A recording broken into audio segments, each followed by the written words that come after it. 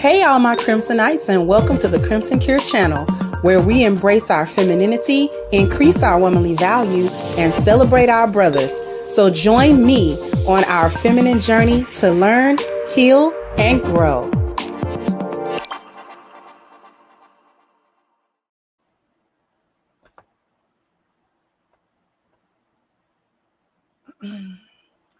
Just waiting on everybody.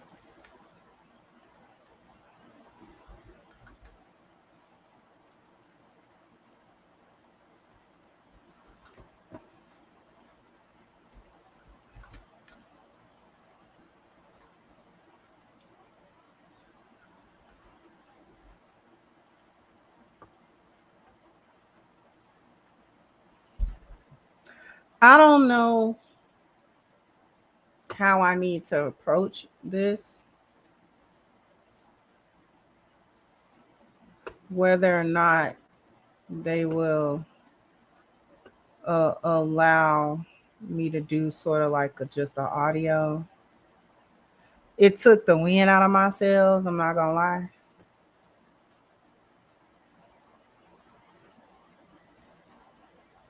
I can't even get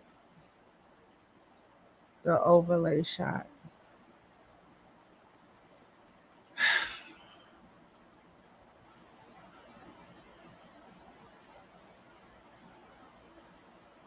No, I went ahead and deleted the previous one just because they weren't going to let it be shown anyway.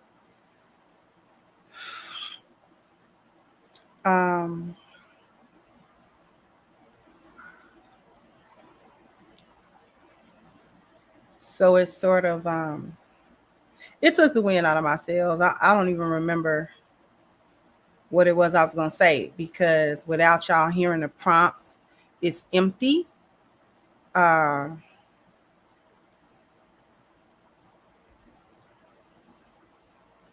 What I was going to say is empty. Not a strike. They don't always give a strike, but what they'll do is it's a copyright claim, which I don't know how, since everybody is reacting to the same video.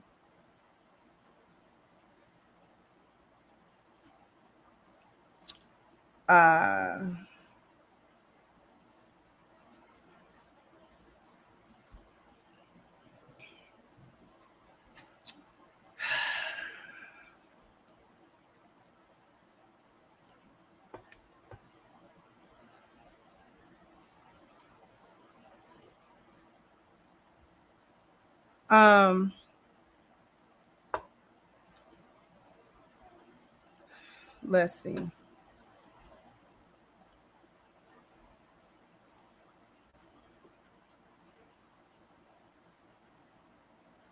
Y'all should still be able to hear it though.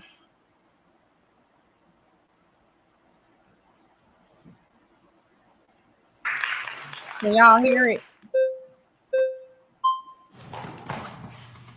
Hello, how are you? Hi, I'm Nikki. Nice to meet you. So when we're talking about the value of women on a societal scale and how we view each other, right? When you're devaluing us, you're objectifying us. And follow me, I promise.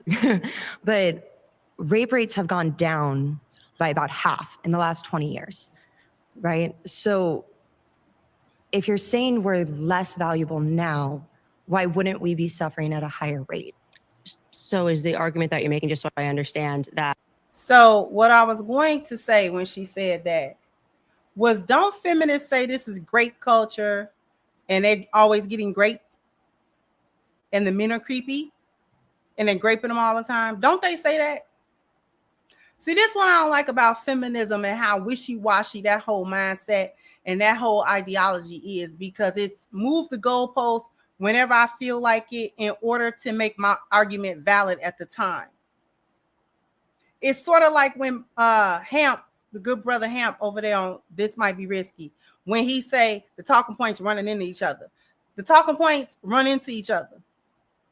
Y'all talk about grape culture all the time.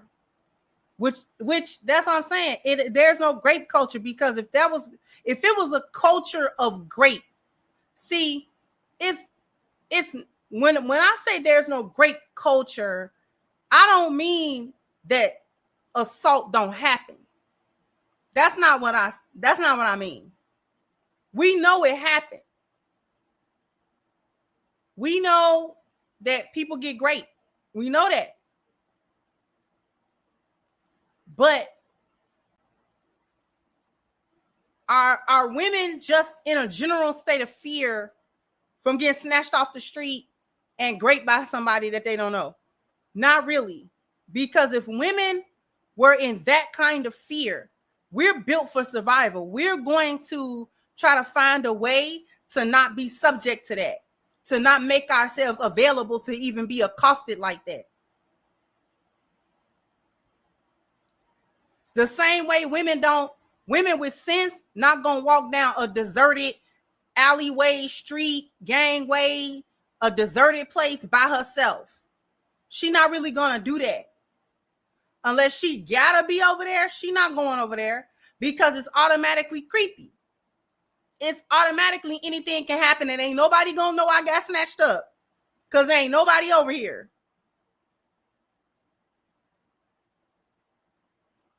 If we're walking down the street and a man starts following us or something like that, we automatically try to go to populated places, lit up places, places where we can kind of duck in, go in a store.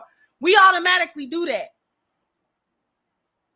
You got to have no kind of survival instincts at all as a woman if it don't strike you that if you notice a man kind of following you around, that you're going to try to, wait a minute, he followed me around.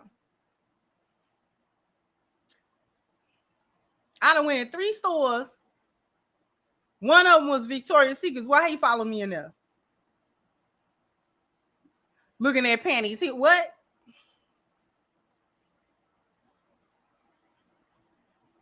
So it's grape culture or not? Now all of a sudden, let her tell it.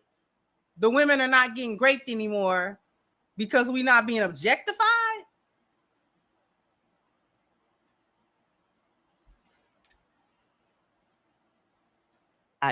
Because women are giving up sex for free, they're not being raped? Every study shows rape is not correlated with just sexual gratification. It is a power structure.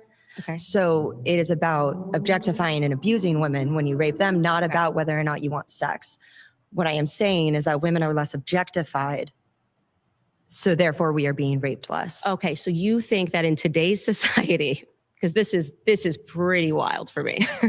In the 1950s, you're saying women were more objectified than today in the land of OnlyFans, the Kardashian clan, and women that are essentially putting up their boobs and butts for free on Instagram. You're saying we finally have achieved less objectification, where women can't even get onto an advertising. You can't even advertise a bag without them having to be naked in order for them to get a career as a model. You're saying, oh, great, we've achieved actually less objectification. So I'm not trying to suggest that I think that the over-commodification of women's bodies is positive. But what I am saying is that when you're going to the 1950s, that we shouldn't put this glazed look of, oh, it was so happy. We had single income households and we got to stay home. We also had a pill popping problem. We also were viewed as maids. Like, we were seen as a house appliance far more than we were as people. And so. And where are we basing that off of? What are we basing that off of? That women were seen more as an appliance than people. According to what? According to what your mammy said? She stayed with him though. Then she got that house when he died. Like,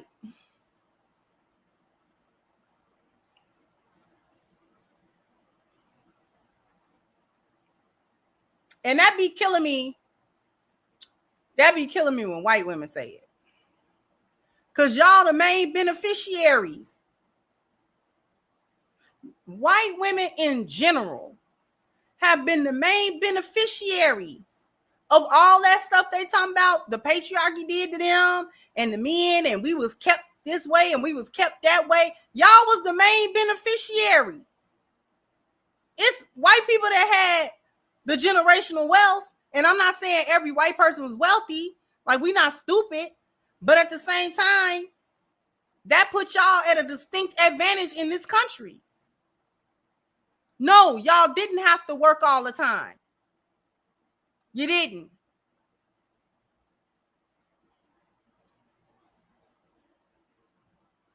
Just because y'all, man, Mr. Cartwright is hell on wheels. That's why y'all was even talking about that in the first place. Because Mr. Cartwright is a pistol. Okay, he a pistol. Now, he ain't no joke. He go upside your head so fast, Mr. Cartwright send you to the upper room. You get in on his nerve. So I can see why y'all kind of was leery of Mr. Cartwright. Now he'll send you to your maker. Let God sort him out. That's how he feel about it. But please don't try to act like, oh, well, we weren't seeing. Maybe you wasn't. You and your kind. Mr. Cartwright didn't see you know as nothing more than a baby maker, and you know what I'm saying, somebody to, you know, bring forth his children and, you know, take care of everything in the house. Maybe that's how Mr. Cartwright saw you. And maybe he did. He had a habit of seeing people as nothing more than objects for his use and benefit. He had a habit of that. Got a whole track record about that.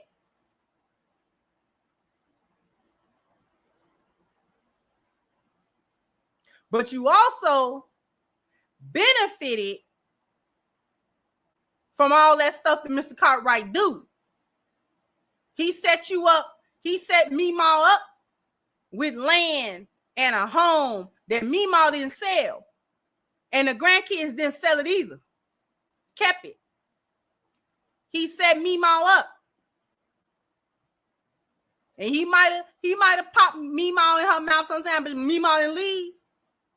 Meemaw stayed and got that retirement, that pension, them military benefits. She got all them benefits.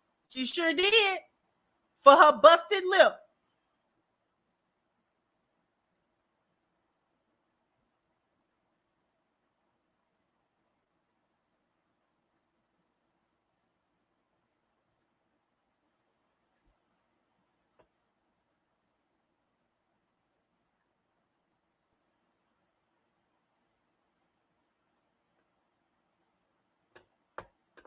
You need to do more paying attention and less posting.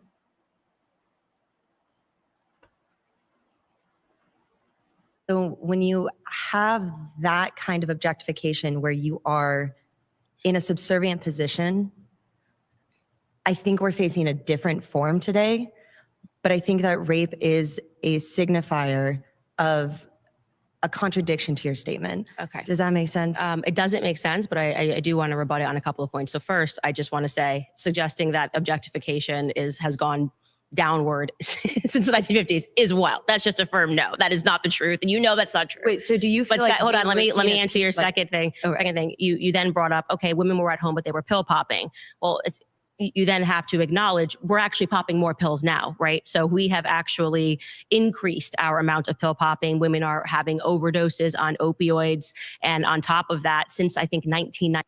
The fact check says that a 2018 study found that women were more likely to report prescription opioid use compared to men, 55% compared to 42%. That's what the fact check says. 99, by rate, we are increasing our opioid use compared to men. So women are not popping pills less because we're going into the workforce. That's actually not true at all either. We're also, like I said to you, consuming alcohol more and binge drinking more than we did in the 1950s, which is why I was trying to get her to say, we need to look at actually give me any reasonable metric of how we can define happiness. Because it's hard, right? Are you happy? Yes or no? Sure, but wait, hold on. We're actually avoiding what my original point was about rape being the signifier. Okay, pause. You've been voted out by the majority. Please return to your seat. Thank you. Nice to meet you.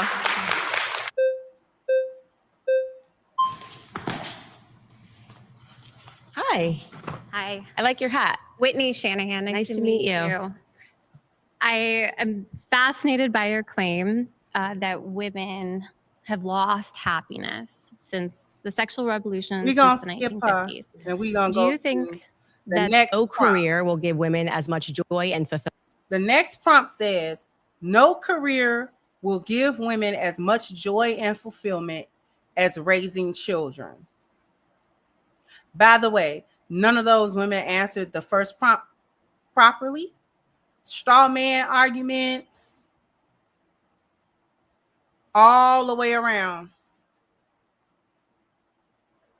All kinds of straw man, red herrings, every logical fallacy that you could bring about in a debate, they was doing it, moving the goalposts, misdirection, talking about all kind of other things, not relating them back to the actual point of debate.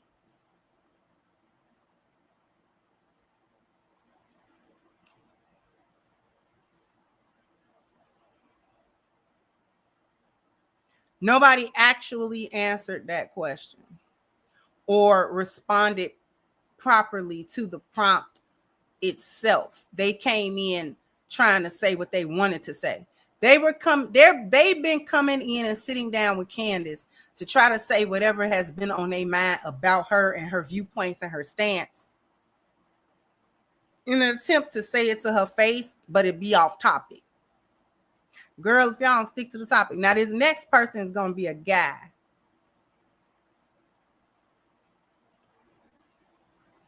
Fulfillment as raising children.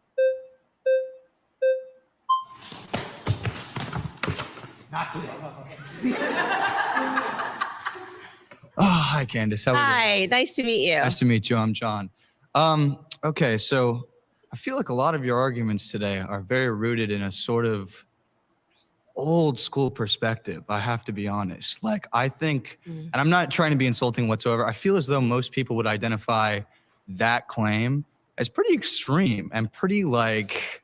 Children are extreme? Well, no, that women would get more happiness inherently from raising kids than having a job or deciding what they want to do with their lives. Why is that? I'm just curious. Why would having children, which is just a natural biological conclusion, be something that sounds extreme? I just said inherently. Inherently. That's the extreme. inherent expectation. Yeah. That's better for... It's inherent because it's biological. So I think when we think about things that are inherent, I think biology is a good thing to start with, right? So biologically speaking, men and women come together, they form families, and that's the reason why you're sitting here. That's the reason that I'm sitting here, is because biology is inherent. Well, so I was saying it's just natural order that we're speaking about, right? Okay, let's break it down. So why do you believe that? Why do you believe that? Why do I believe that women... Why do you inherently are happier? Yeah. Okay, you keep stressing this word inherent. So, Yeah, yeah. I think because it speaks to natural order, and every piece of life, I think, is enriched by children. You don't think it's natural for women to get to decide what they want to do with their lives? I do not think that saying women can decide whether or not they want to go to work or have children is problematic. What I'm saying to you is that women will get the most fulfillment from having a family. Because it's natural. It's natural, but also children are wonderful and beautiful and spiritually divine. Even if we wanted to talk about this from an anecdotal space, one moment.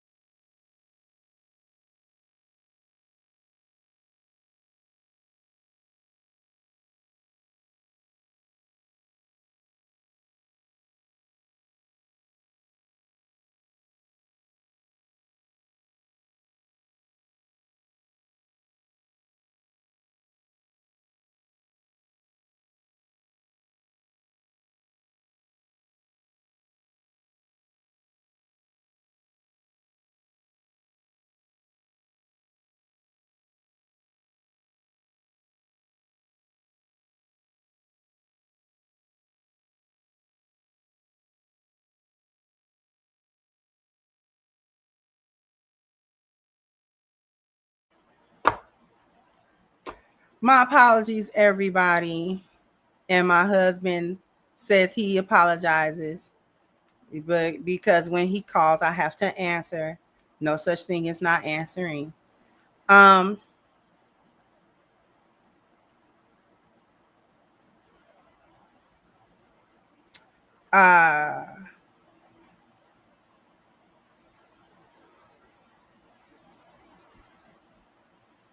So what was I saying?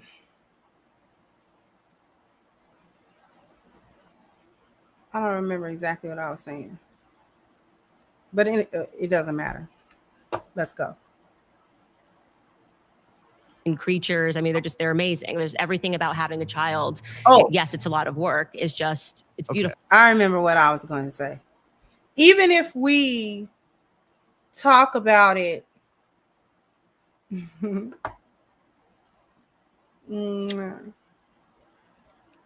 even if we talk about it from an anecdotal space, the women are not as fulfilled by their careers and their money as they would have been had they had families. Tracy Ellis Ross.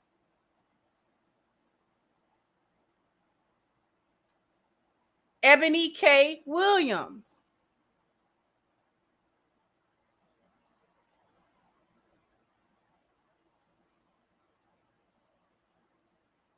Even Tia Mowry, I'm throwing her in there because she broke that nuclear family of them being in the house together, and now she's miserable when she thought she was miserable the other way. She thought she was miserable the other way. The reason why we're saying it is because the reason why I'm talking about the celebrity women is because these are the women who reached the pinnacle of career and wealth and being able to, you know what I'm saying, live financially in a space that most people do not. So much so that Ebony K went and got a child.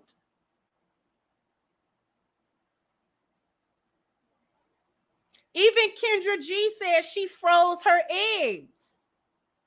Why would she do that? Because she's thinking, if I never get married and have children, you know, outside of that, I may still want to fulfill the biological imperative of motherhood. I might still want to do that. I'm saying Tracy because, and even though Tracy, doesn't Tracy have like a couple of kids? Does Tracy have kids? Hold on.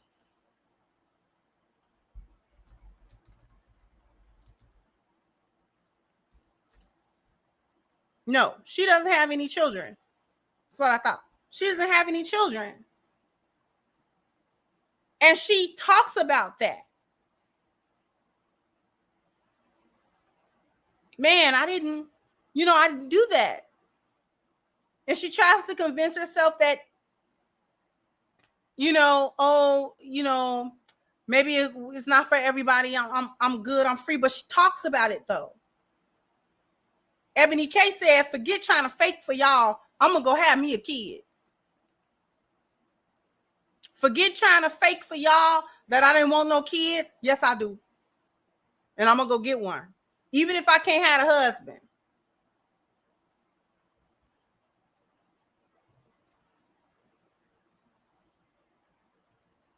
So if these are women who pursued career, they pursued their profession and their education and all of those things in lieu of, I'm not going to start a family right now. And they put it off and put it off and put it off thinking I can pick that up when I get ready. And then lo and behold, they were unable to pick it up when they did get ready, when they did stop, when they did say, you know what, I think I might want to get a husband now and this and that and the third, and then realize they couldn't really do it. What they were looking for in men, they really couldn't find it. And if they did find it, They weren't compatible with those men. Those men didn't really want them. They didn't really want those men. Whatever the case may have been. So it ended up, to the point where Ebony K has been on record to say,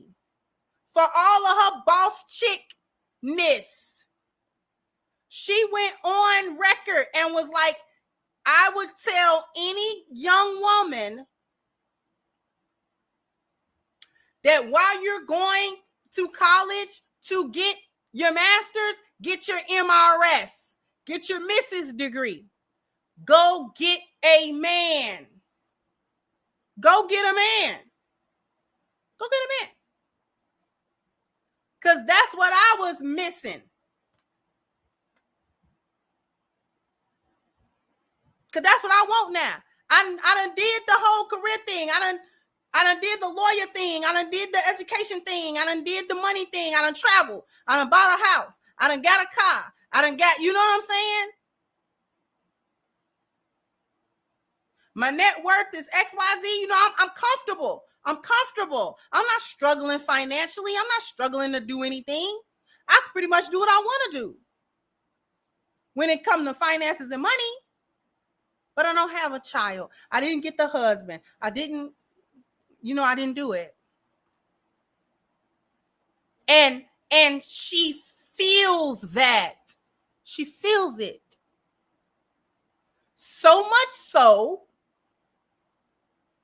that she went through the process of getting impregnated, IVF or whatever you call it. At what, 50? Almost 50? It was that serious for her that she wasn't even like, forget it, I'm too old, I'm not going to do it. She said, no, I'm going to take the risk. I'm going to take that risk.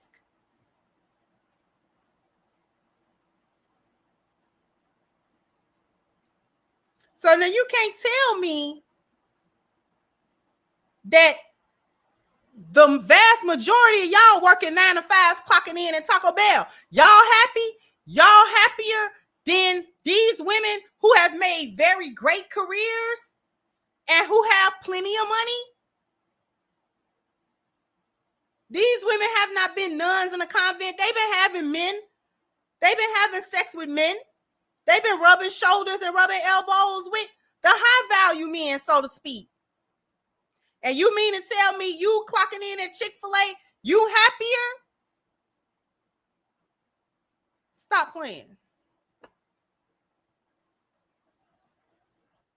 I hear that. Well, Yeah. Okay, what if there's a little girl born and it's her dream her entire life to be an author or to be, on TV or any of these things, and having children is very expensive. It takes a lot of time. So how is it better for that, and I understand this is hypothetical, but that hypothetical little girl to have children than to pursue these things that would make her happy as she gets older? I just think that if she publishes the book and she has a child, she would agree with me that the child was more fulfilling and made her happy. That's what I'm happier than the book did, is what I'm saying. And I say this as a published author of a New York Times. I would choose my children over my best-selling book. And I was that little girl who had a dream that it would be really great if I could share my thoughts and ideas in a book.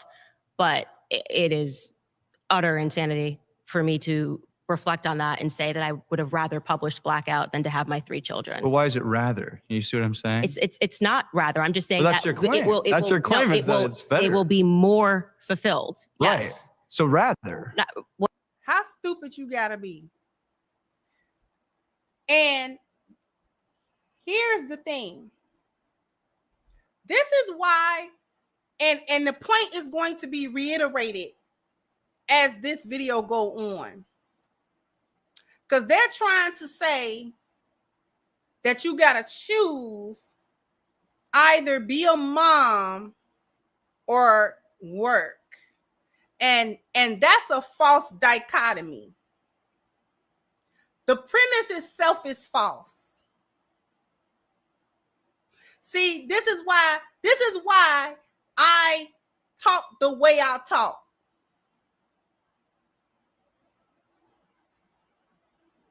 And this is why when I did the video about boss wife versus the boss chicks versus trad wives, I had some chicks in my comment section talking about some, you got a problem with stay-at-home wives and you used to be in our corner. I don't got no problem with stay-at-home wives.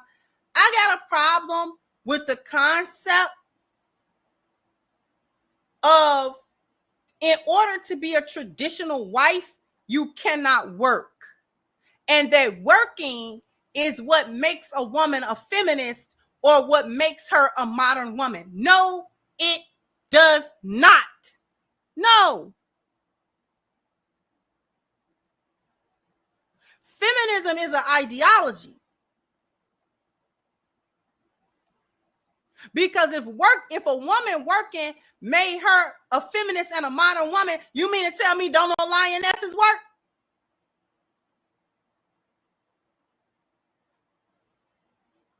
So it ain't no lionesses that work.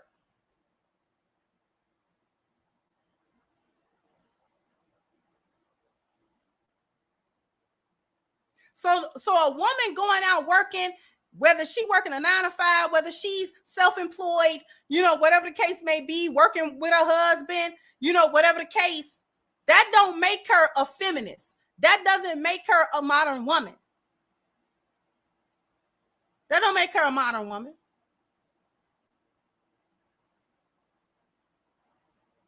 She's a feminist if she think like one, and if she move like one in her relationships and in her life. That's what make her a modern woman. That's what make her a feminist. The ideology that she hold and the way that she carry her life based on that ideology. Going to get a paycheck don't make you no feminist. And it doesn't take you out of the scope of being a traditional wife. This is why I'm talking about what is with this traditional wife and she don't lift a finger.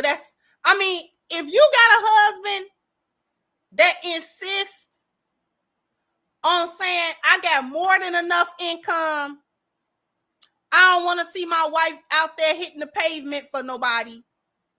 If you got that situation, alhamdulillah, you got that situation. I'm not knocking it. But what I am saying is that a lioness does not have to choose between I'm going to work or I'm going to be a good woman.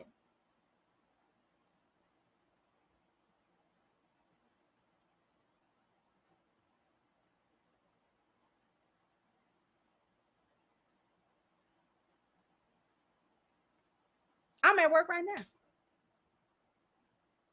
What are we talking about? What are we talking about?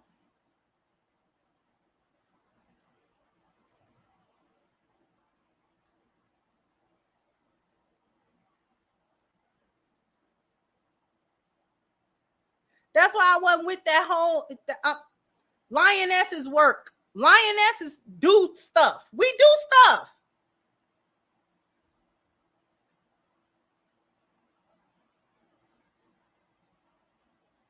Even if you want to go back to the biblical thing, you know how everybody's talking about the Proverbs 31 woman, and what was among the other traits? What was she doing? Huh? When they said she was going, and I don't know the verse. I'm not even gonna pull it up. You get. She was working. She was working.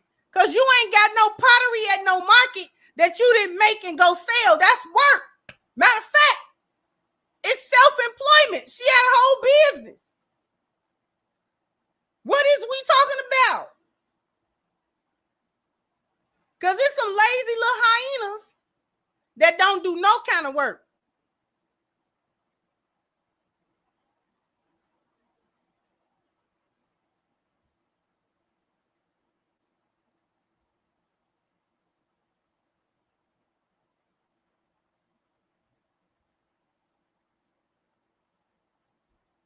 So this is why I reject, and they're going to try to call Candace out for being a working mom. This is why I don't be saying, oh, in order to be a traditional woman, you got to be at home all the time and you can't do no work. That's why I don't even hold that whole mindset, because see, it's too easy to poke a hole in that. It is way too easy to poke a hole in that. That's too easy. That's too easy.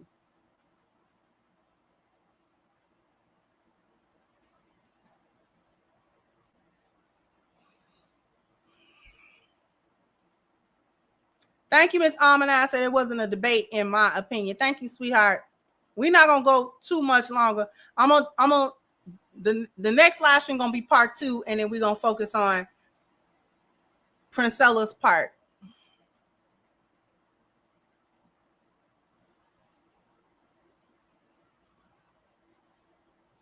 And hold on.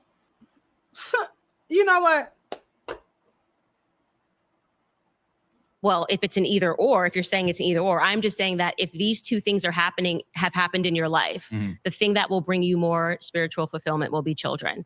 And so women who are neglecting that, who are neglecting the pathway to, strive toward family because they think their career is going to hug them at night, or they think that when they're on their deathbed, their career is going to come up next to them and say, you were so great to me. I think that they've stepped into a delusion, and I'm hopeful that they wake up from it before it's too late. All right, pause. Yeah. Sorry, you've been voted out by the majority. Please return to your seat.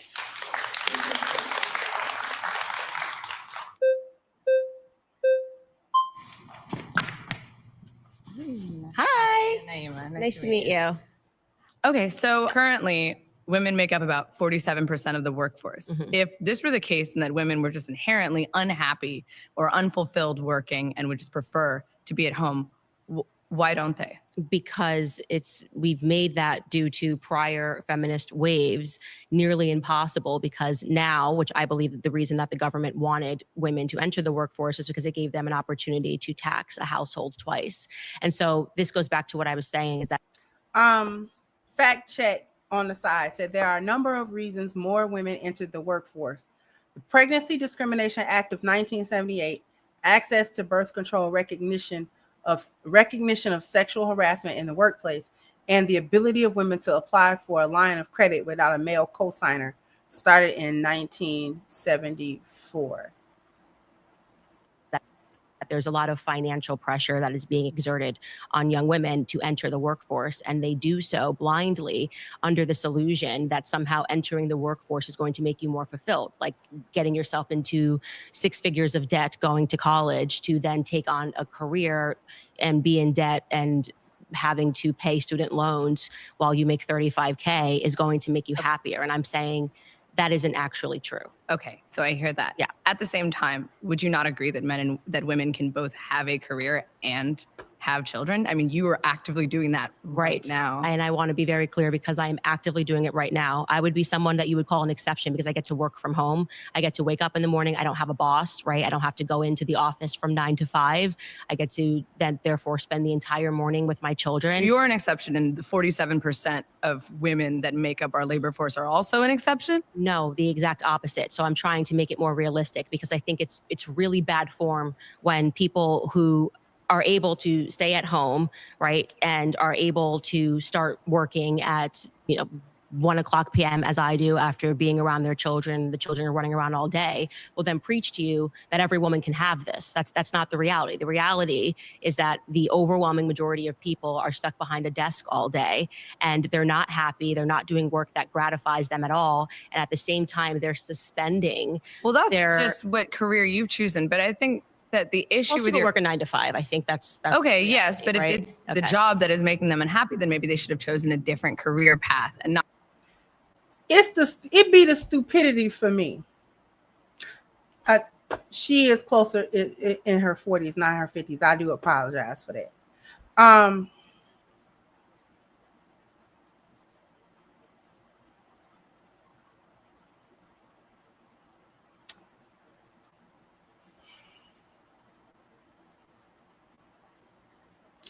I wouldn't say it's a stupidity. It's willful ignorance.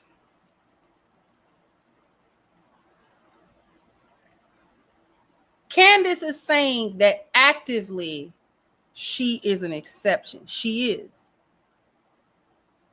Most women who are mothers, whether they're single mothers or married women with children, most women are not able to do a line of work at their leisure with a schedule that they create at their leisure and able to go in and out of it when they get ready to deal with their children in their household and then go to work when they get ready and do, everybody doesn't get an opportunity to do that. Whether you're going to be a podcaster, whether you, whatever career field you choose, you're not going to be able to always do that. Most people, as Candace said, are working 9 to 5 jobs where they are on somebody else's schedule. And you got to work around it. You got to pick the schedule that works best for you. And it might not be perfect, but you got to work with it if you want to work here.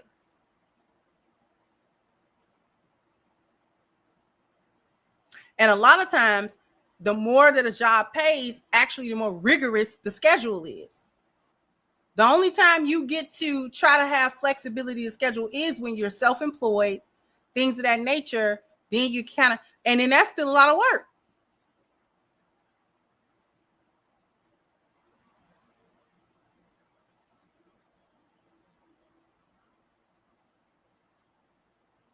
So she is the exception. Where they're trying to poke holes in Candace's argument is because of Candace's platform and the way her platform is set up.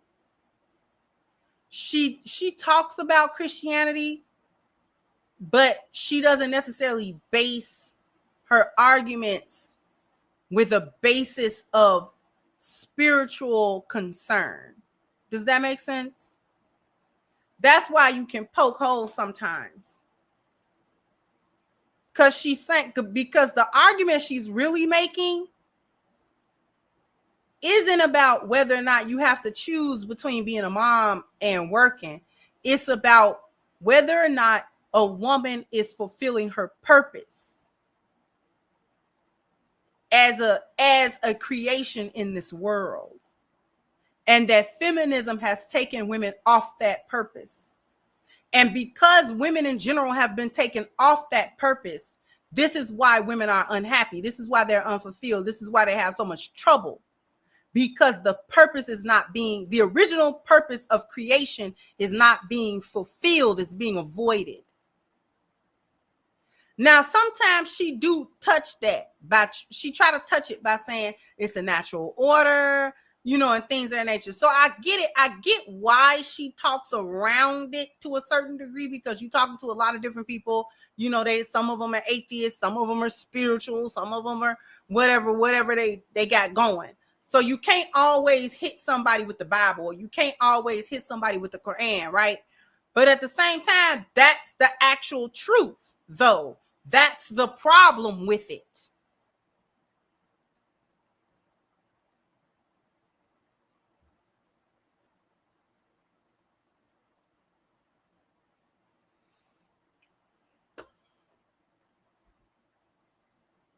Not the structure of the career itself. But my issue with this is that not only is it claiming that women can't both be mothers and have jobs, which we know to be true because millions of women do that. My mother does that. You are actively doing it right now. But it also is qualifying what every single woman in this country wants without any clear evidence. I mean, there's 169 million women in this country. How can you say that you know exactly what every woman secretly wants? Are you asking them? That wasn't my claim that I secretly know what every single woman wants. I'm saying that if you measure up at the end of your life, what brought you more fulfillment, your career or children, raising children in your family, we will discover that, and there actually have been studies, people that have gone to people. According to the top 5 regrets of the dying by Bronnie Ware, too much work is the number 2 regret behind not living a life true to yourself. on their deathbeds. And the number one regret that people had was that they gave too much to their careers. And this includes men, by the way. Well, yeah, that's Too true. much, I mean, of course, so human that- relation is going to be valued over money and profit. So then but you at don't the same disagree time, with, what you does don't that disagree even? with my arguments I do at all. disagree with You're your agreeing with my Yes, argument. humans prefer humans over a job, but that's not just singular to women. That's everyone. And my question is, what does that even have to, like, Right. what is the goal of that? Should every woman quit working and just have a child? Well, I'm just trying to warn you that if you decide to suspend that pursuit of family because you think that you have to first climb the ladder, a lot of women make that mistake and they don't end up finding a But partner. that's their right. It's free will. You We will live in definitely free have a right to country. make You a don't get to say mistake. what people should and shouldn't do. I don't think my claim is this is what people should or should not do. I'm just simply stating that my claim is that you will be more fulfilled if you focus on You don't trying get to. And now she's going into a personal sort of argument where you don't get to tell people what to do. No, because apparently y'all head is harder than granite. Apparently God don't get to tell you what to do either, because you went all the way against that. So we know we don't get to tell you what to do. We know that because you don't listen.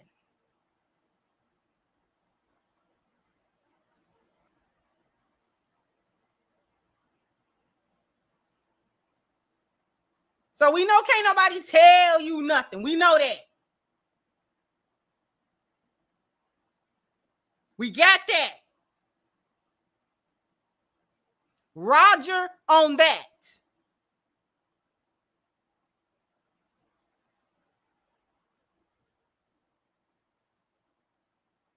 You're hard-headed. We just saying, ain't your booty a little soft? Your head real hard, but ain't your booty a little soft though? And I don't mean in a good way.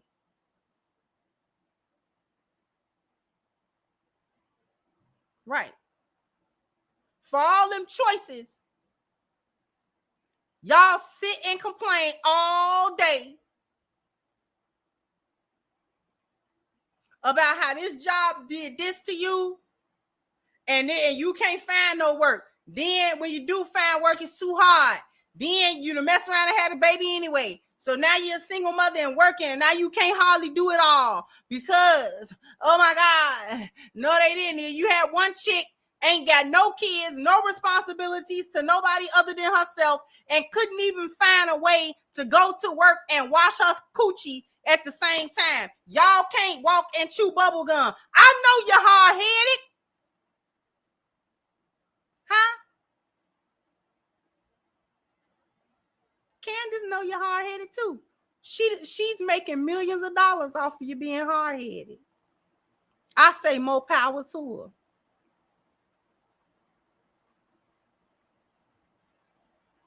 Because you're hard-headed.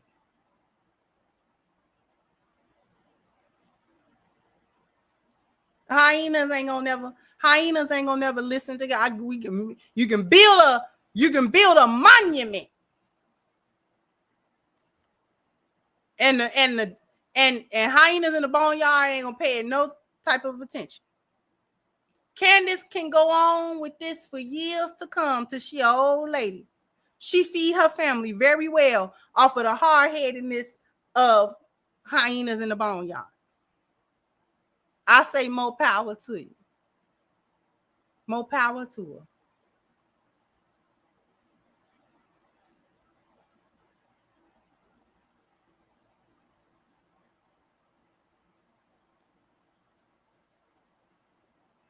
That's their choice. We know. We just saying it's a stupid choice. We just saying you stupid. We didn't say you didn't have a right to do it. We just saying you stupid for doing it. That's different.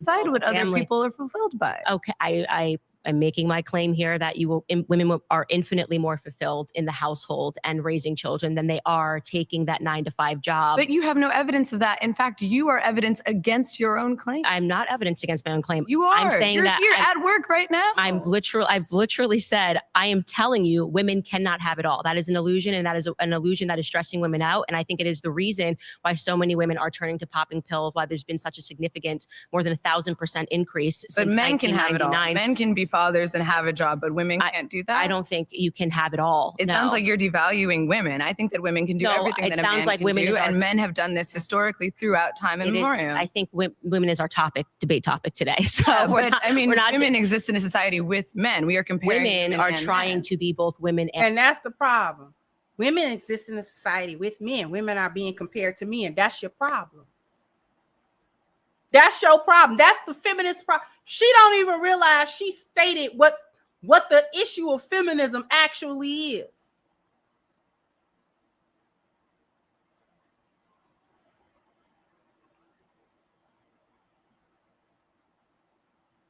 You trying to compare to men. That's your problem.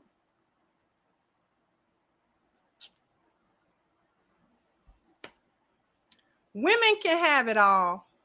They just can't have the delusion with the reality. Women can have it all from the sense she want to compare to men.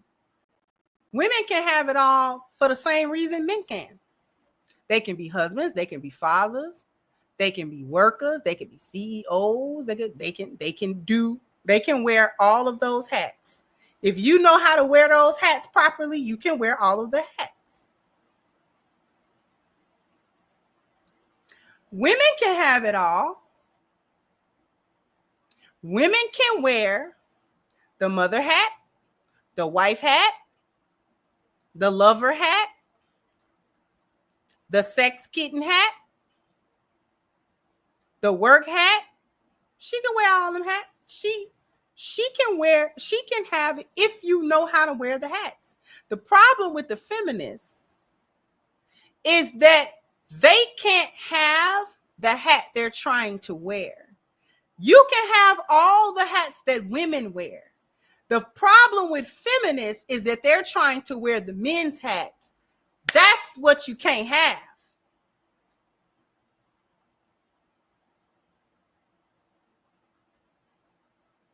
You're not able to wear the woman hat and the man hat.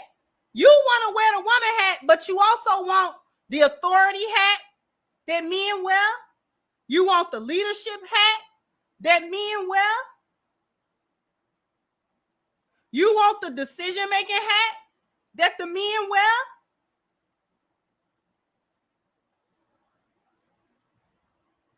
That's what the problem is. You want to wear his hat. Leave his hat alone. But if you want to wear all of your hats, sure, you can have all the hats. You can have all of the women hats. You can have every last one of the women hats. You absolutely can. You can find a man that wants to provide for you and that pays you a lot of attention to, who is willing to be active in the relationship with you, and who wants to be an active participant as a husband, and if you have children, as a father. The key to get all that stuff, the key to get that is to wear your woman hats. If you wear your woman hats, he ain't gonna have no choice but to wear all his men hats.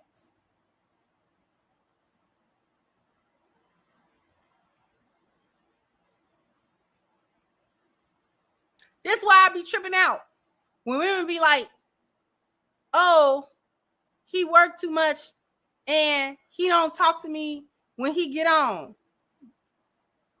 Do he like you?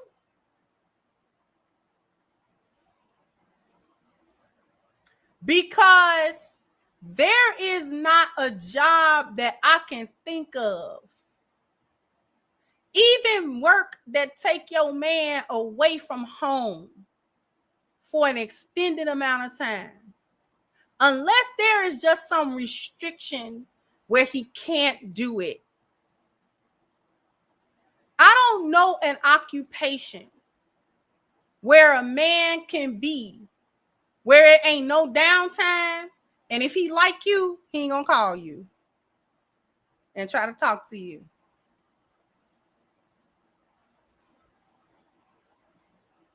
I'm talking about men that are truckers on the road. He might be on the road for a whole week. There, he gonna stop. He gonna get him something to eat. He gonna stop and rest. He gonna stop. And in that stopping time, you mean to tell me he don't want to talk to you? He ain't gonna call you? This is why I be talking about it's not the quantity of the time, it's the quality of the time. Every man can be present in his relationship. I don't buy that I work so much I can't be emotionally here with you as your husband. I don't buy that. I don't believe in that. I don't believe in that. When a man don't want to talk to you and he don't want to have nothing to do, he don't like you. Okay? Because I guarantee you the woman he want to talk to her. Okay? If you're not a point of consistent stress to him, and he know when he talk to you, it's going to be an argument and da-da-da-da. If it's not like that, he want to talk to you. It's men that go off and be on them oil rigs. Firemen go to the firehouse. They don't come home every night. I don't care if they live in the city. When firemen report to the firehouse, they have to be there a couple of days at least. That's how long they shift lasts. If they ain't answering a fire 24/7, they got downtime. They got time to sit down and eat. They got to go to the bathroom. They gonna call you. They gonna call you because they gonna be tired of talking to them hard legs on the job. That's cool, but you know, y'all doing that hard leg talk. You know, you don't want to talk to that hyena you got at home. I got a lioness at home. I like talking to her. Even if it ain't but for a little bit. Even if you can't spare but a little bit of time. You may not be able to sit there for hours and hours, but you can spare the 5 or 10 minutes, 15 minutes to check. You all right, baby? Everything all right at the house? The kids okay? How you doing, sweetheart? I miss you, baby. Da-da-da-da-da. A man gonna do that. A man gonna do that. He gonna do it. He don't want to talk to them hard legs all day. No, they cool for a little while.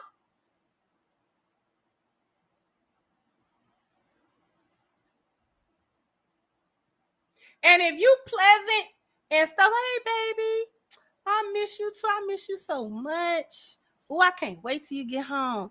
Oh, I'm gonna make your favorite dinner. You gonna make my favorite dinner. Yeah. He like that. He like that. If he don't like that from you, he don't like you.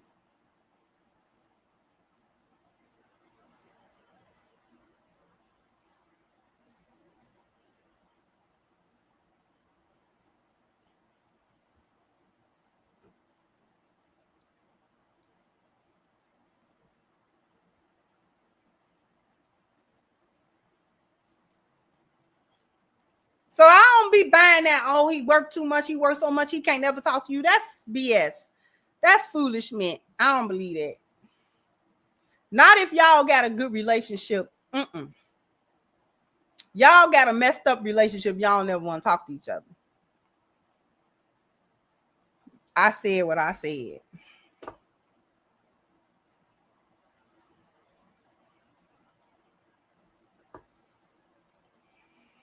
We're gonna skip to the one that everybody talking about.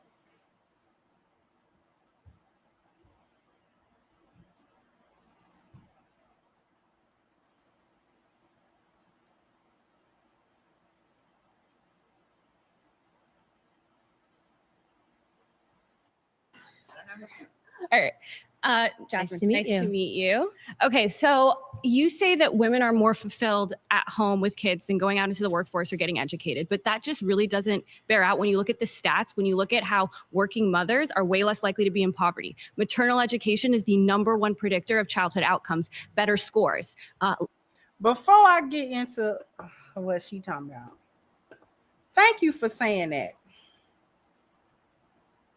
I don't believe in that either.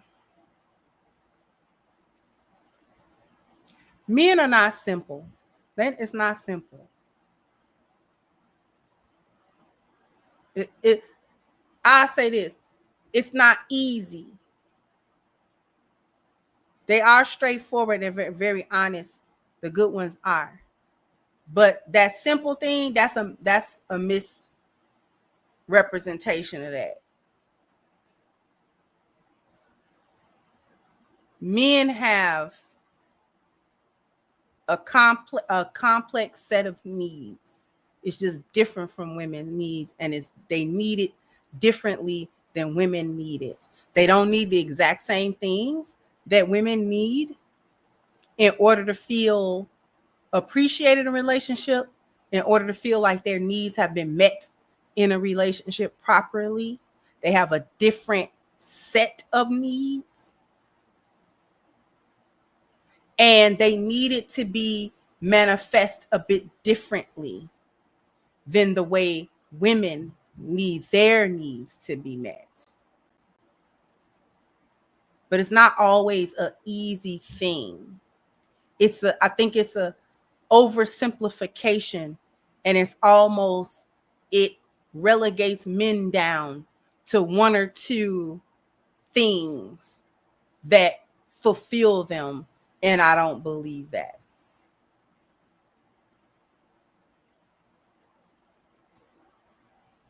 Men need emotional safety pretty much in the same way women need it.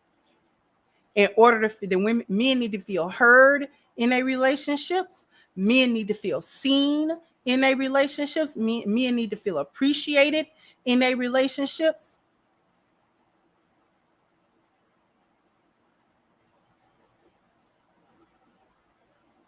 Men need to feel respected in their relationships and like their efforts mean something, and that they're not just working in vain. Men need spiritual fulfillment that is outside of their families and outside of their wives. Men need activities that don't have anything to do with work and providing money and stuff like that. He needs all of those things. He needs all of those things. He may need them, like I said, in a different way. They may have to manifest a bit differently than the way women do. You know, we're going to talk about it and, you know, all that type of stuff. But men still need that. They need the mental stimulation, not just the sexual stimulation and physical stimulation, things like that. He needs his mental and emotional. Just because men don't make a big deal of talking about their feelings all the time and, you know, they want to connect, they don't express it like that. They just don't express it like women do.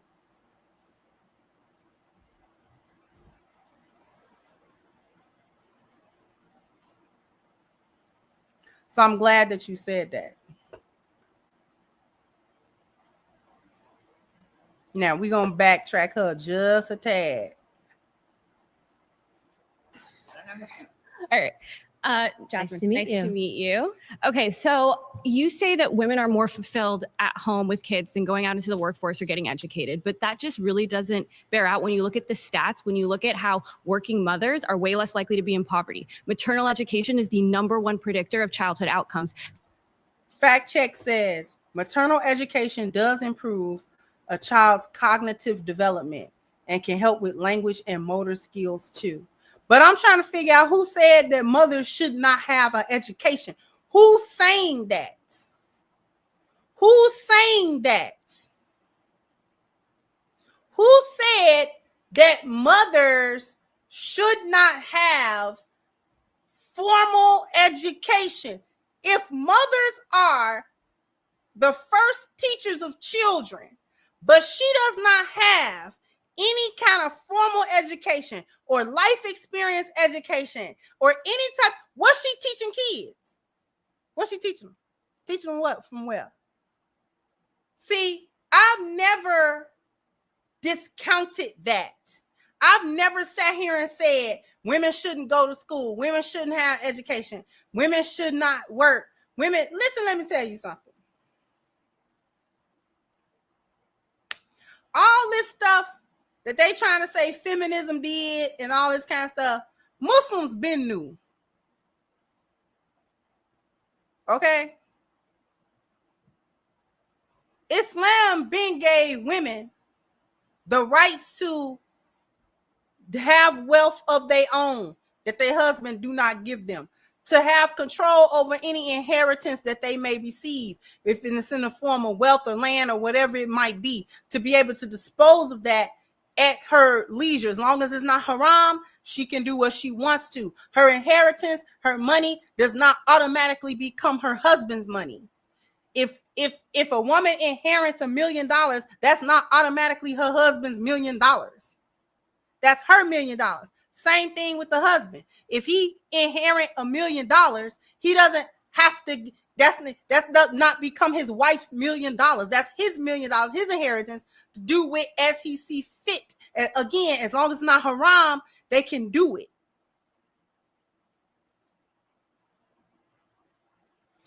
Women can have their own businesses.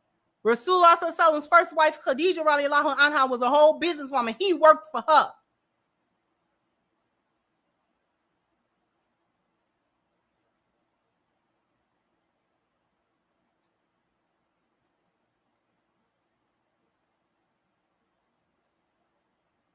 The women during the time, the female Sahabas during the time of Rasulullah, the majority of them are all scholars.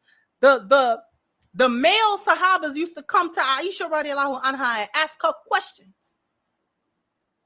to clarify certain things, because she knew certain things about Rasulullah and rulings that he made.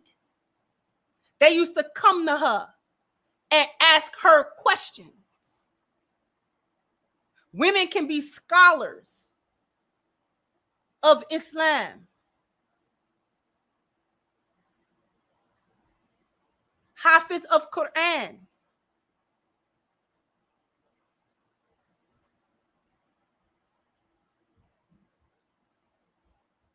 It's not small. We've been able to go to work.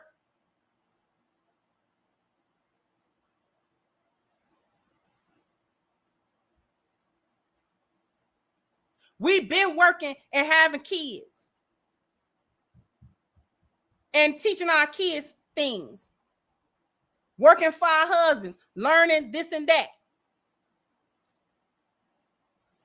And as long as that work is not haram, as long as that work don't contravene Islam, you can do it.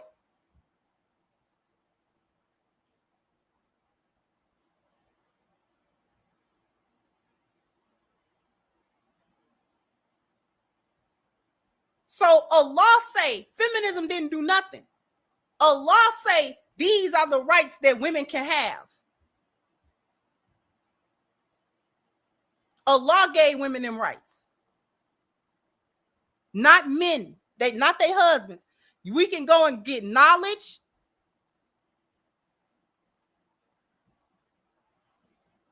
So nothing in Deen tell us that we got to be stupid and we got to be broke and we got it.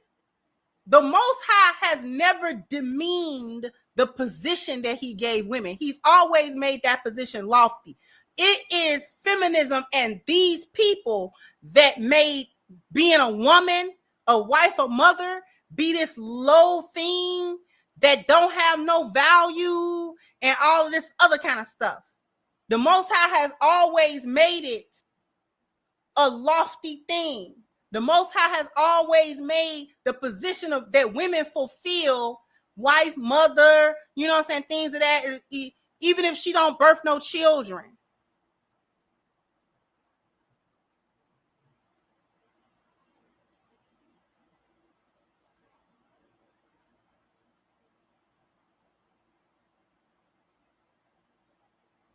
And they want to try, oh, well, feminism lets you work. Women was working before feminism is what they failed to tell you. They try to put this fantasy out that women just had no recourse for any kind of work. That's a lie. That is a lie. Women were not as prolific in the workforce in decades past than they are now, but women have always worked.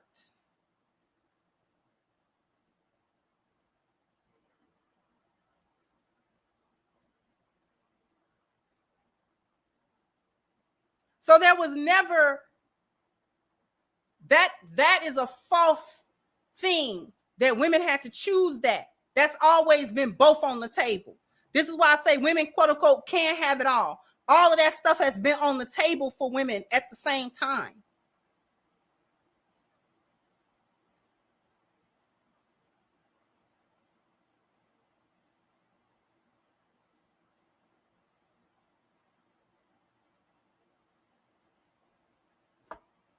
My baby said God made women to be able to do pretty much what men can do. If she couldn't do what men could do in some capacity, she wouldn't be able to support her man in what he does or even understand what men do.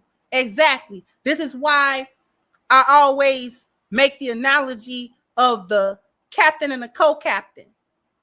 The captain and the first officer in the plane. The first officer went to flight school. They know what them dials mean. He just not in a position of authority in that cockpit. But let something happen to that captain, and you best believe that first officer know how to fly that plane. Or at least they know how to call for help.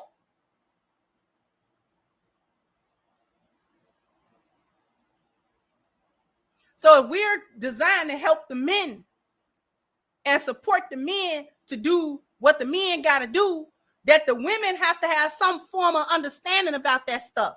This is why a husband can teach his wife business. This is what I'm doing with this business. This is how I'm working it. This is how I'm breaking it down. This is why he can teach her that. And eventually she go handle the boardroom. She go handle the payroll. She can eventually that happens.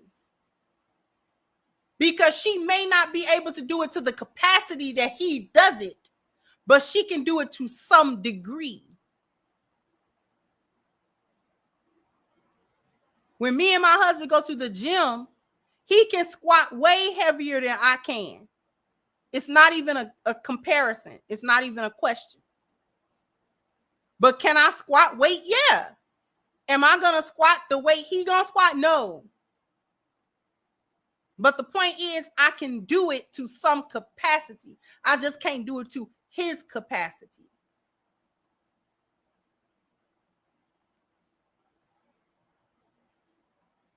That's called the supporting role. The supporting role.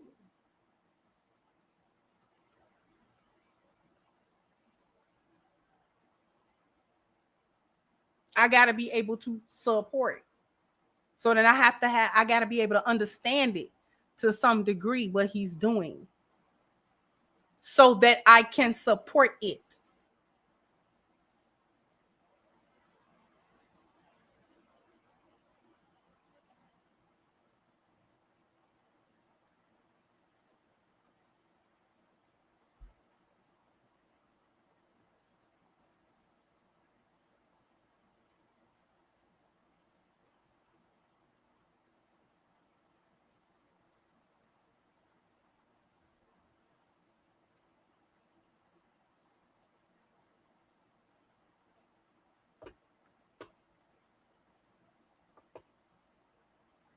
Better scores, getting higher incomes in the future, fewer behavioral problems, better mental health. So it's weird to me and college-educated women are least likely to get divorced. And they're the only women, the top 10% of women are the only women whose marriage rates are going up. So they're getting married, they're staying married, and their kids are doing better. When you look at stay-at-home mothers, you see that they're more likely to report being depressed. They're more likely to report having anxiety and anger and all these types of things. So how can you say that? Seems like a woman, if you want to get married and have kids, you should go to college and have a career. So it sounds to me like we are looking at totally different statistics, because everything that you said, I've actually read the exact opposite. I'm glad we're on a fact check show with you. Right, exactly. Oh, it's so exciting. That's going to be amazing. Okay. Because I know, like I said, I think what we're talking about is that there was this widespread report on female happiness, and I know that it was formally debunked, and it was. That's not what I'm talking about. Pew Research, Right. University of California. In fact, working mothers today spend more time with their children than women did in the 1960s that were at home. Okay, well, women that are at home are obviously spending more time with their children than the people who are at work. And their today. children are not faring off any better, and they're faring off worse. How are you measuring their children faring off worse? How likely they are to higher incomes, better scores, fewer health problems, fewer behavioral issues, and better mental. So, And I'm trying to figure out where she getting them stats from, because the fact check didn't even pop up.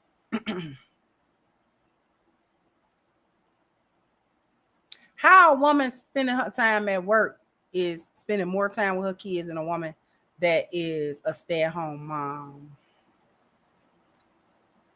That just mathematically, that doesn't sound. And the statistics about children not faring very well, the statistic that I have read about children not faring very well are typically about single mothers versus women who are married and children that grow up in two-parent households. Usually, children who are born to single mothers don't fare as well. They typically have more behavioral issues, have a tendency to have lower income, lower education, and at higher risks for risky activities, going to jail, getting in trouble, having issues with authority, things of that nature. So I've always heard that outcome be more attached to women who work, but there's only one parent, and the children, they don't have a father. Or am I mistaken? And usually children that are in two-parent homes, whether the woman works or not, fare better, generally speaking, than children from single mother homes. So now she's trying to make the comparison between children of the women that stay at home versus children of the wives that go to work.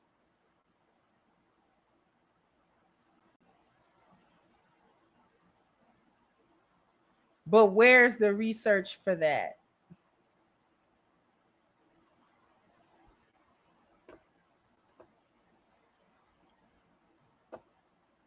Oh, the just to get back to the claim that I'm making here is that it is obvious that women who have children are going to be more fulfilled. How is right? that obvious? Because you said so? No, it's not obvious because I said so. It's because when you look at all the statistics in terms of women who are choosing not to have families, they are, as the person who just sat here before you mentioned, they are suffering from more depression. They're suffering from more anxiety. And that's not true. Okay, it is true. It is actually true that women who are... The fact check says recent data on this topic is scarce, but the CDC data shows that from 2015 to 2018, women were more than twice as likely to take antidepressants than men, and antidepressant use was more common among those with college degrees. They trying to fight it.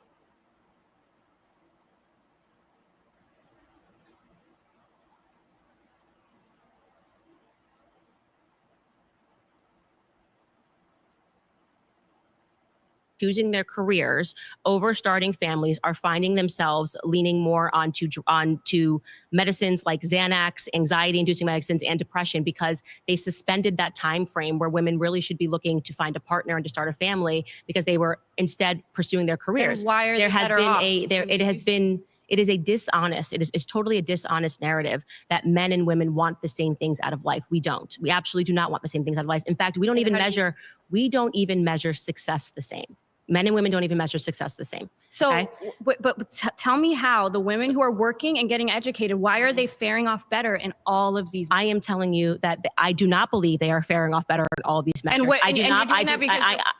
Because of what? I am telling you that we are looking at totally opposite statistics. Like, so you're sitting here telling me that the statistics show that women who are working are producing better children. But I am saying that women that grow up in a two-family home where the mother stays at home are faring off better than the children who are being raised in an environment where the women are working, where both of the parents are why don't you away stay from home? the home.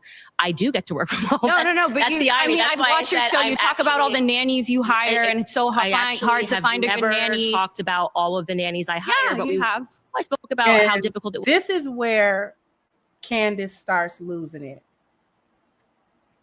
And I'm not gonna be so harsh on Candace because it's hard to say what you gotta say on the spot. It's easier to do it when you can think about what you want to say and how you want to say it, rather than being confronted on the spot. This lady wants to make the argument about Candace and Candace's personal life, which is not the topic. So really what Candace should have done, at the risk of seeming like she don't want to talk about it, she should have brought it right back. I'm not the subject matter. My premise is not do what I do. My premise is no career will give women as much joy and fulfillment as raising children. That's the premise, not me. This is where it went wrong. Okay. Candace got frustrated with her and she ended up taking that lady's bait to bait her into now trying to defend her personal life and her personal choices.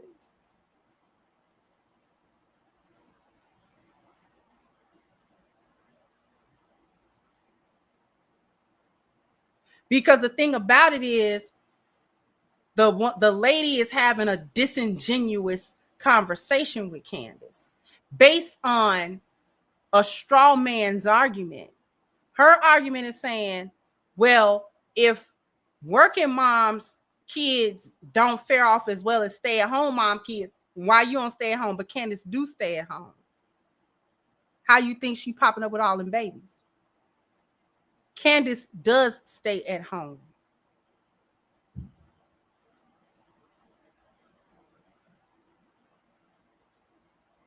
That's why she said it earlier. I get to do something that is not common. I choose when I want to walk upstairs, downstairs, basement, wherever her office is in her home, and film her videos and come out. But I've been with my kids all morning. I done talked to them, I done homeschooled, I done made sure their homework is done, I done fed them something. Now they sitting down. Now I got time to go make my videos and make my appointments. And we don't know, Candace probably got a team of people that helps her. Once you get to a certain level, Candace has millions of subscribers. She makes a lot of money. She writes books, and she's not doing all of that by herself. She has people that she hires, personal assistants and things of that nature to help her organize all of that. That does free her up to be with her children. So she's not leaving out early in the morning, dropping her kids off at a daycare, spending 10, 12, 14 hours gone and coming back and her kids don't know who she is. And she's so tired from her day that she don't have time to be emotionally available for her children, and her children miss out by not getting a mother that's fully present with them.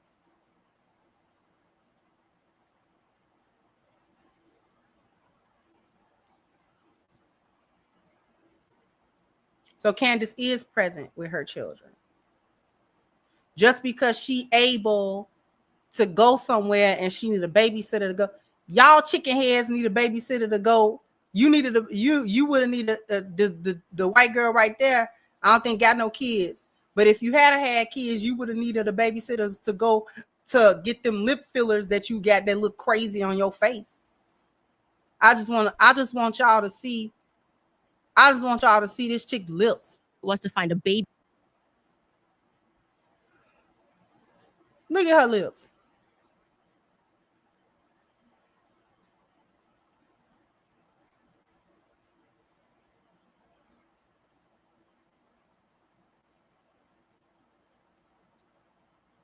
Y'all chicken heads be needing a babysitter when y'all be going to get them BBLs. So don't try to tell me that a stay-at-home mom would never need a nanny or would never need a babysitter. Y'all complain about not having help in the house with 1 or 2 kids. Candace got 3 pregnant with her 4th one. Y'all wish y'all was able to have somebody to come do the work that y'all don't want to do, that y'all get on the internet to complain. Men don't help us at 50-50 with the housework. Like, for real?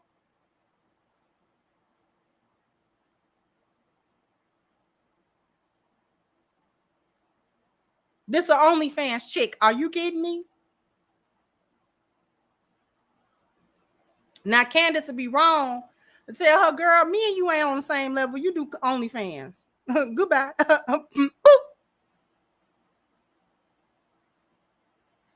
She'd be wrong to tell her that.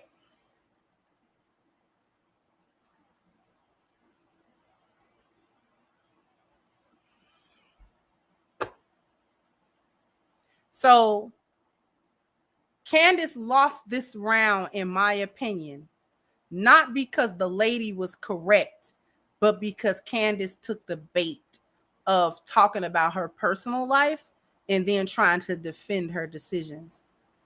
Don't never explain yourself to a hyena. Don't explain yourself to no hyena. Okay? Mrs. Owens. Miss Candace, I'm talking to you, Bookie Bear. And you've done way more of this than I ever have. Right? And we all have a good day. Sometimes we have a bad day. I'm not coming down on you. I'm not coming down on you. But, you know, and it may be hard to do in the moment. Don't ever explain yourself to no hyena. Don't explain your life choices to a hyena. They don't know nothing about nothing. They don't know nothing about nothing.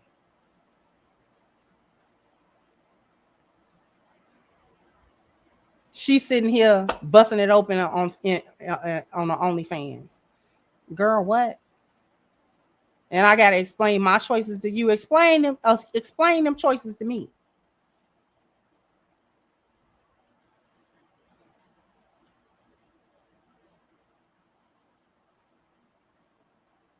Because once you get to explaining yourself and trying to defend yourself and explain your position to a hyena, that's when they get to trying to overtalk you. Then they trying to poke holes in everything you say. You know what I'm saying? Oh, man.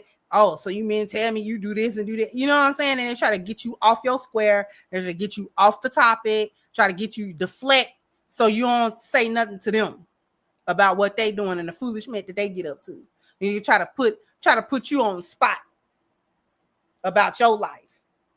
What? We talking about something else. Now, since we gonna get personal, we gonna talk about your OF account or no? Because if I can't talk about your OF account, you can't talk about what kind of time I spend with my kids. Boop! Let's get back to the topic.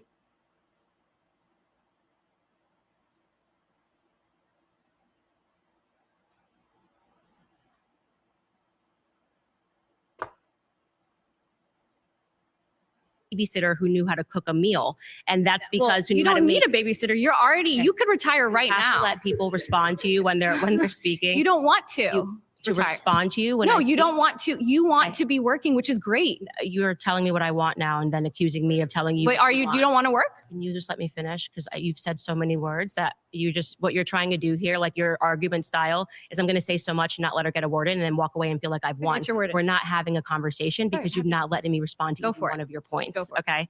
What I am saying to you, first to answer what you just said, which was a lie, what I spoke to you about on the weekends is that it's been increasingly difficult to find a 25-year-old who even knows how to make boxed macaroni and cheese, right?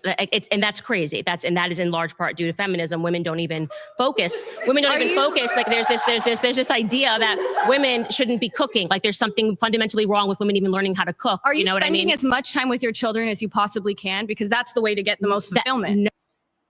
Yeah. I'm spending as much time with my children as I possibly can. I'm spending as much time with my kids as you spending it busting it open in that camera for them 20 people that watch you a month. We done. If we finish this, we done.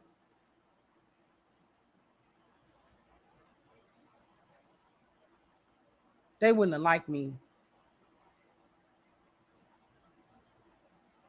I spend as much time with my kids as you spend sucking on them dildos that you suck on OF with as a webcam girl.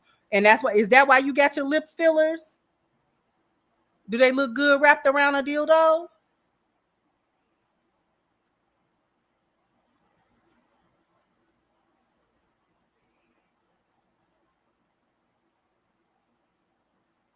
Oh no? Was that too vulgar? Was it too crude? Was it crude? Not politically correct? Can we get back to the topic, or we're gonna keep talking about people's personal choices and their personal life and what they're doing? See, Candace just got caught up in what all of us have gotten caught up in a exchange, and later on it's like, man, I should have said that. This is what's happening with Candace right now. This is why I'm not coming down on her. I'm not coming down on her. It happened to the best of us. You know what I'm saying? It happened to the best of us.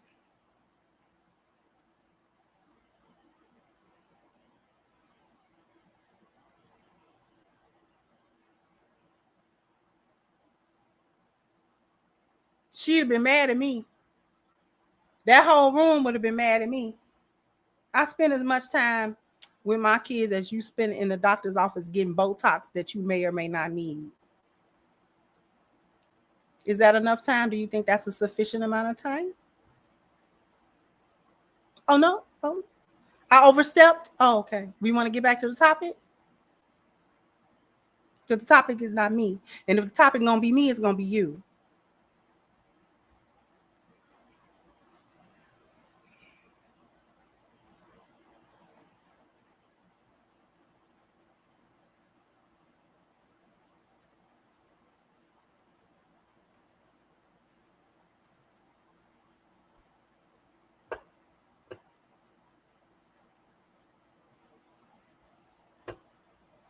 No, and that's what I'm trying to say. I am speaking to you So as then stop. Okay, could you please let somebody get in? I did. I let you finish. You're not. Because who they be talking to?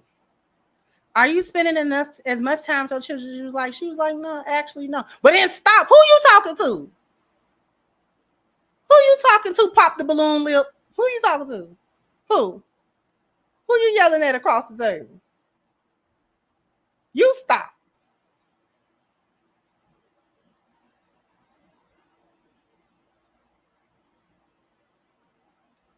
I got smart with it right back. Baby, I ain't stopping making this 8 figures. I'm not stopping making these 7 figures. I'm getting to that money, so my kids can have the life that I want them to have when I'm gone.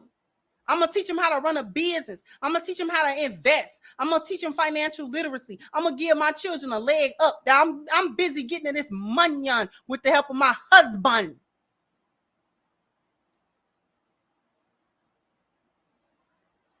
And I'll stop when the good Lord tell me to stop. You don't tell me to stop.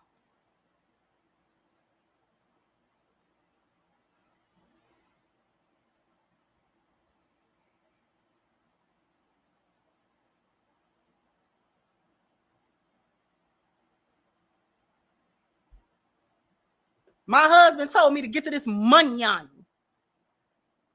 I'm doing my husband's say. I'm submitted to my husband. I am traditional. Now. Ooh. We want to get back to the topic or not?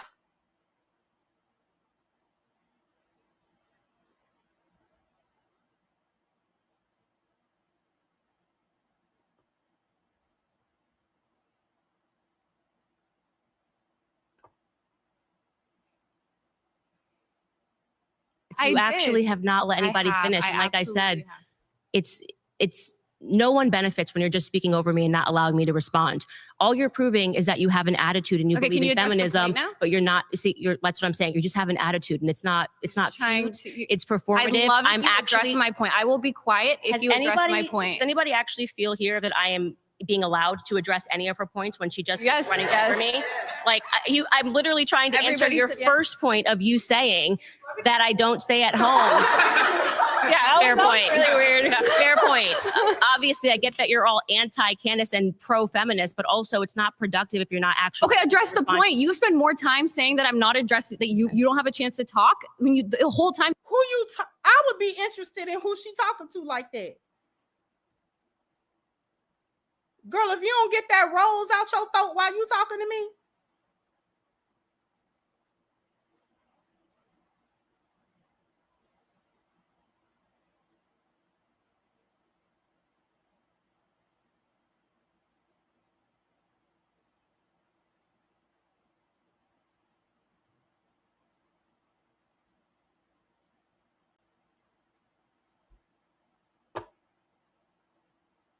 Get that rose out your throat.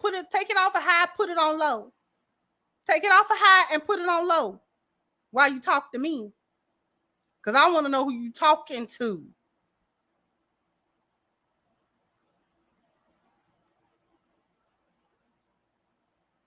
I take as much time as I need to say what I want to say. Timekeeper, put another 5 minutes on there. I think I want to rant. She'd have got real tired of me. See, Candace don't know how to speak hyena. That's the problem. Candace didn't know where to go. She wanted to do it, but she don't speak hyena. I do. I'm very fluent in it. I'm fluent in hyena.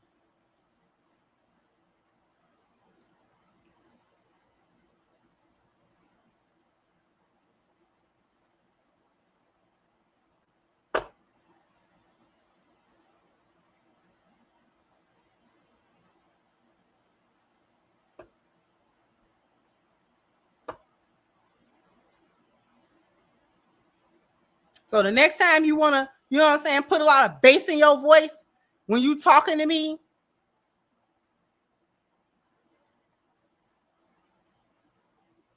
Because who you talking to? I want to know who you talking to, who you done raised the octave at.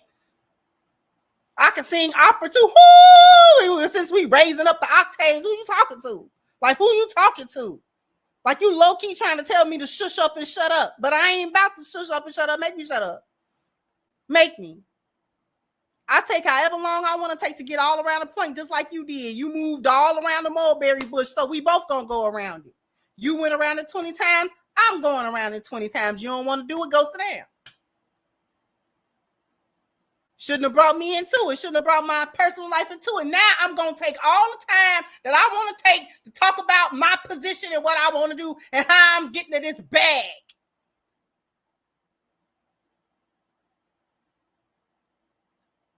You want to go back to the topic or not?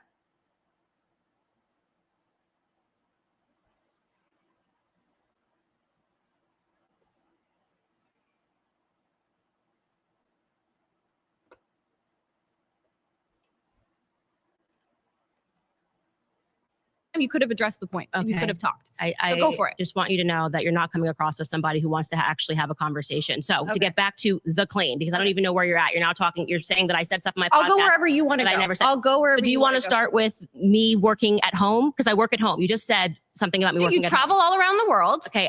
You do speeches, and I love that. I love how ambitious you are. That's a really great trait. And if you were truly said that, you would be more fulfilled. Now, one thing you do find is women, they don't want to stay at home when you pull them. They just want flexible working hours and flexible working conditions like you have. And I think we should all advocate for that. It's not one or the other. But when you sit here and you go, you'll be more fulfilled doing this and spend all your time doing that, we would love for you to leave the public eye and go focus on what makes you fulfilled. Okay.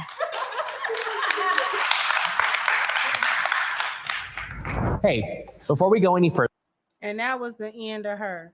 We would love for you to leave the public eye and go where you feel fulfilled. That's hyena talk for B, we tired of you talking. You need to go ahead on somewhere.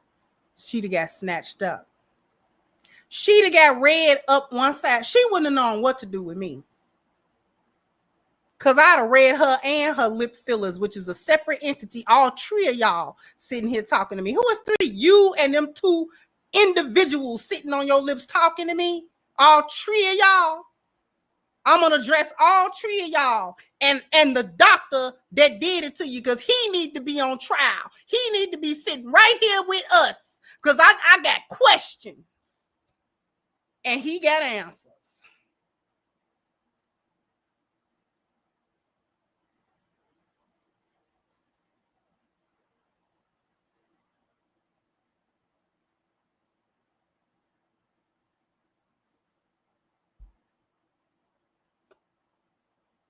Yeah, she was trolling. She didn't like Candace, and so she called herself, she don't like no chick that's not a feminist and that speak against it and all of that type of stuff.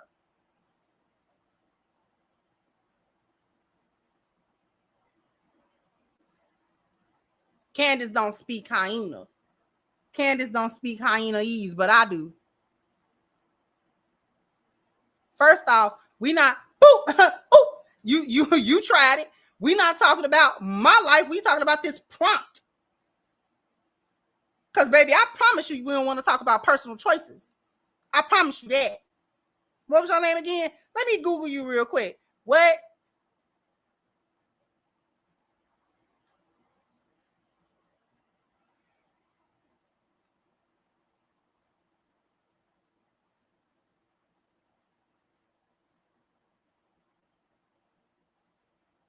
No, I don't need to be on no show like that.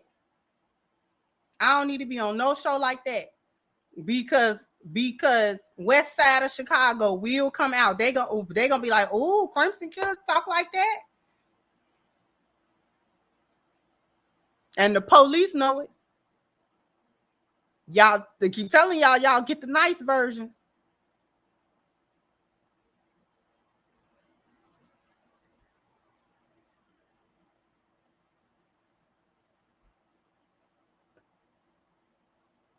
Anyway, thank you, Miss Hannah. So you hit the nail on the head. Finally, contrary to saying that this rigmarole is because most have gone against God's way. They're a lost cause. Thank you so much, sweetheart. Thank you, CMC says, salute to Miss Crimson for the awesome knowledge. Thank you, Mark Ryan. I appreciate you, your super sticker as well. We're going to go ahead and get out of here. But, I appreciate everybody. I appreciate you for coming back through, even though they had cut us off, but that's all right. We got through it anyway. The next live, we're going to go over the part with Princella. Okay, and we're going to talk about that part. All right, jump down in the comment section. Let me know what you think. Like, share, subscribe to the channel if you have not. Once again, I'm your host, the Crimson Cure, and this was my perspective. Bye-bye, Crimsonites.